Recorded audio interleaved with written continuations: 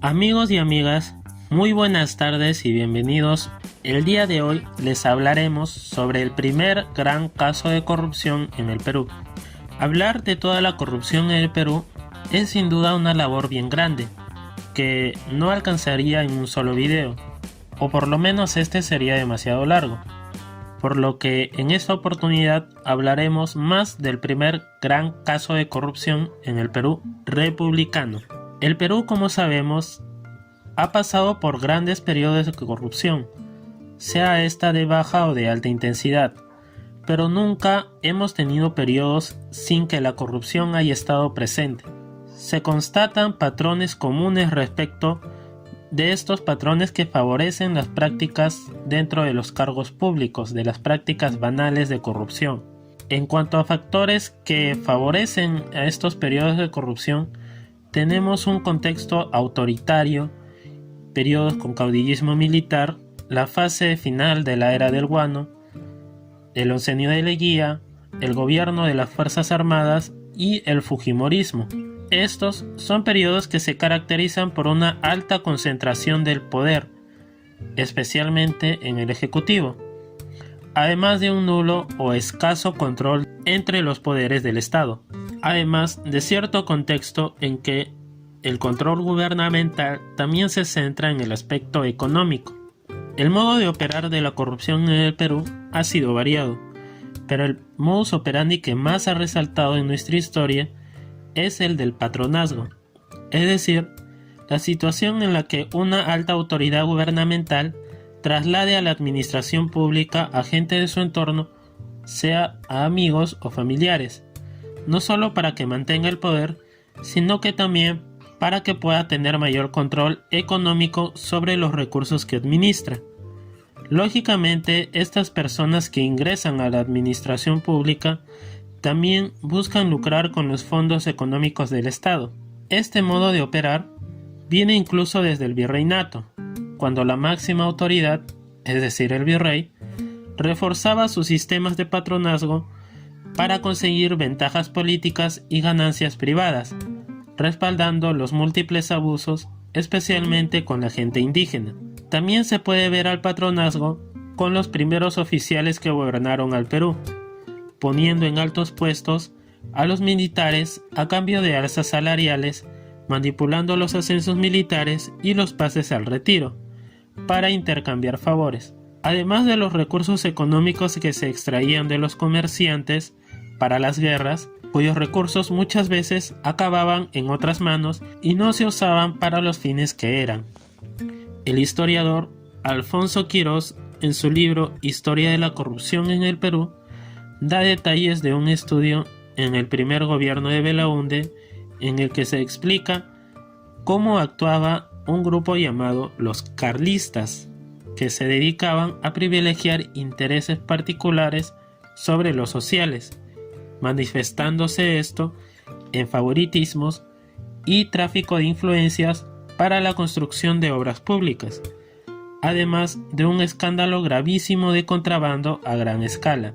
Los militares que entran después de Belaúnde, lejos de seguir investigando y sancionar estos actos de corrupción, los descubren al punto de decirse que el golpe de Estado generado por los militares, entre uno de sus fines, tuvo el encubrir la participación de ellos mismos en tales actos de corrupción. No menos considerables fueron los actos de corrupción que se vieron en el primer gobierno de Alan García, debido a que la mayor parte de personas que ocuparon los cargos de la administración pública fueron personas afiliadas al APRA, además del beneficio de los llamados 12 apóstoles de la economía peruana, con tasas de cambio subvaluadas de dólares para que se invirtieran en el Perú.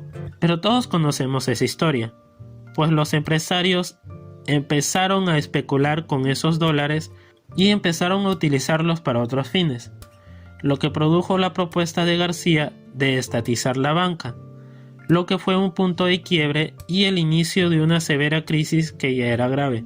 Es muy conocido también el periodo del fujimorismo, cuyo método del patronazgo se extiende principalmente por los amigos y conocidos que hizo el ex jefe del servicio de inteligencia, Vladimiro Montesinos, y cómo este extendió una red de tráfico de influencias entre capitanes del ejército, altos mandos militares y policiales, y el grado de corrupción que alcanzaron las instituciones públicas, como el Poder Judicial, el Congreso, el Ministerio Público y hasta el más alto órgano de justicia y máximo intérprete de la Constitución, como lo fue el Tribunal Constitucional.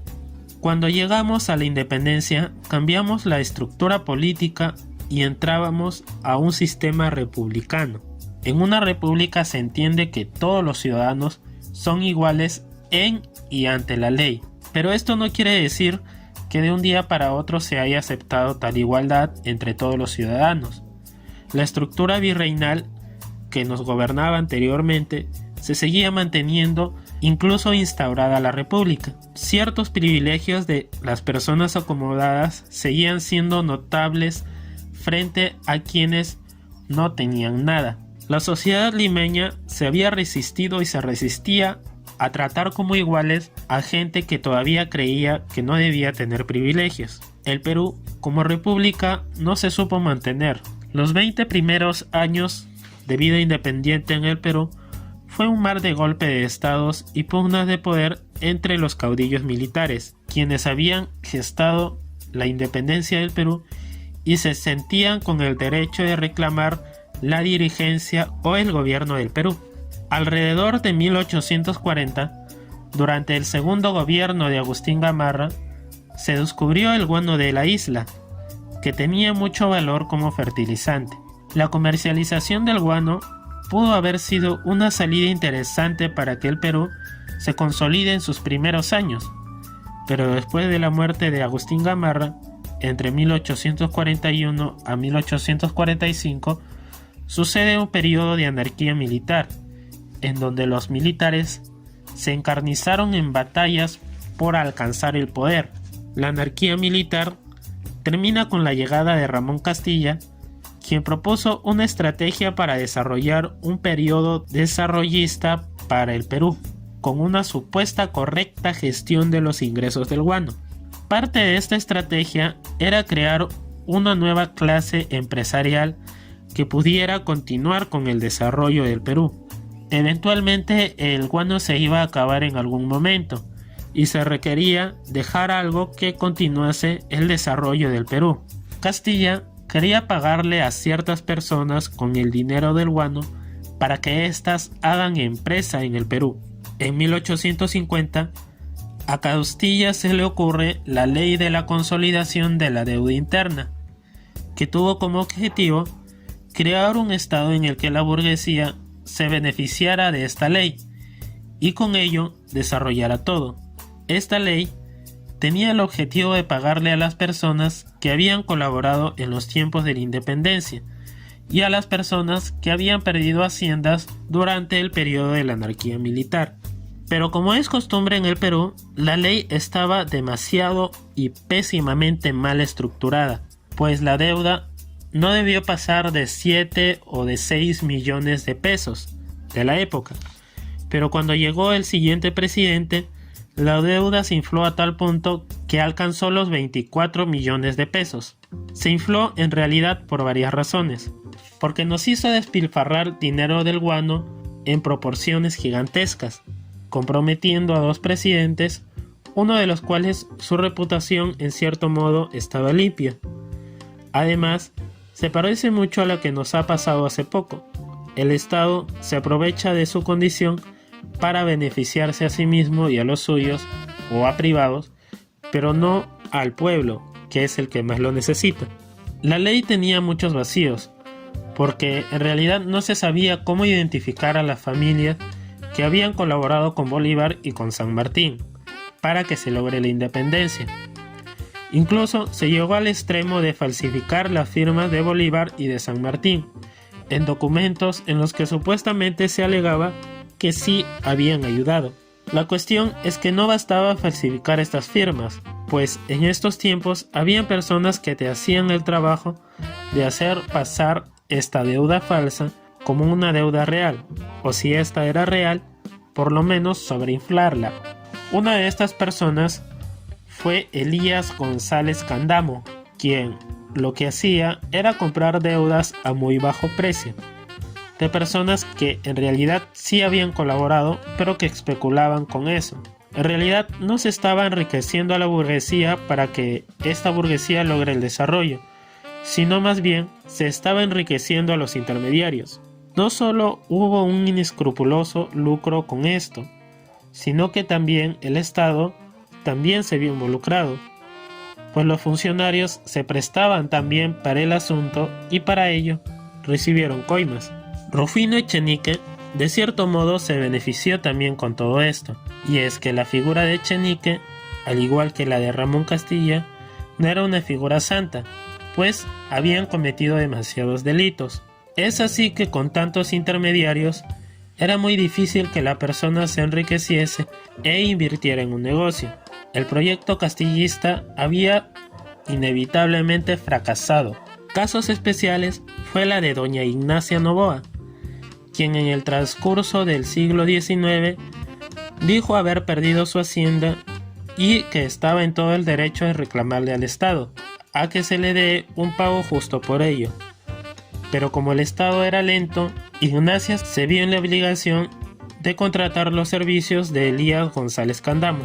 Se dice que entre Elías e Ignacia querían 600,000 pesos por el precio de la hacienda, pero cuando fueron a reclamar, el ministro de guerra de Rufino Echenique, Juan Crisóstomo Torrico, rechazó esa solicitud por supuestamente estar fuera de fecha de reclamo. Aparentemente la deuda de Ignacia no era posible de pagarse, pero en realidad Crisóstomo se comunica con Ignacia y le propuso que trabajase con él y con Elías no. Crisóstomo hizo que se le pagara a Ignacia por su hacienda un precio total de 948,500 pesos, es decir, mucho más dinero de lo que en realidad era, de lo cual Crisóstomo se lleva 180,000 pesos de comisión. La corrupción campeaba por todas partes, y es bueno que se aclare porque mucha gente piensa que el guano de Isla o el dinero del guano de Isla se acabó por la llegada de los chilenos, cuando en realidad los chilenos llegaron cuando el guano y el dinero ya se había esfumado. Elías González Candamo, demasiado molesto por haber sido engañado y por habérsele malogrado el negocio, se queja y denuncia pública e indignadamente todos los malos actos de corrupción que se habían gestado en el gobierno de Rufino Echenique. Pero Echenique no hizo nada.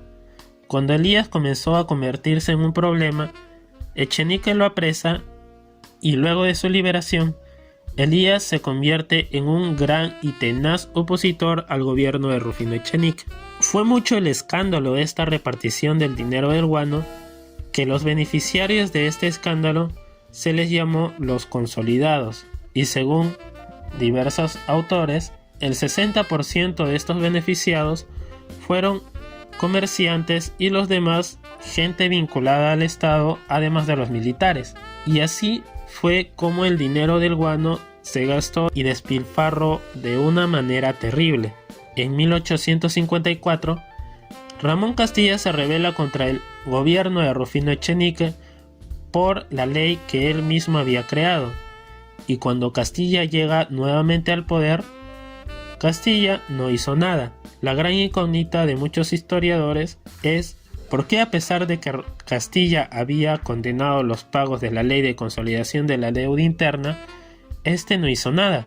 Finalmente, el Perú por esos años no logró tener un proceso desarrollista, o por lo menos una clase dirigencial que lograra este objetivo.